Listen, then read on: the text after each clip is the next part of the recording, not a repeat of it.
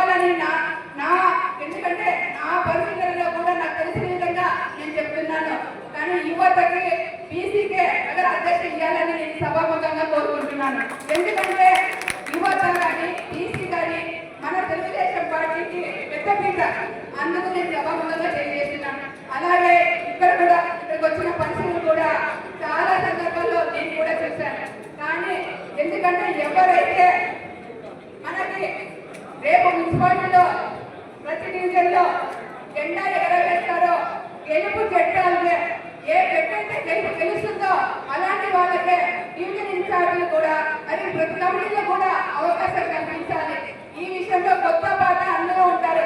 అందరికీ అవకాశం ఇచ్చి ఎక్కడైనా స్థానిక బలం ఉంటే అక్కడ స్థానికంగా కూర్చొని మాట్లాడుకొని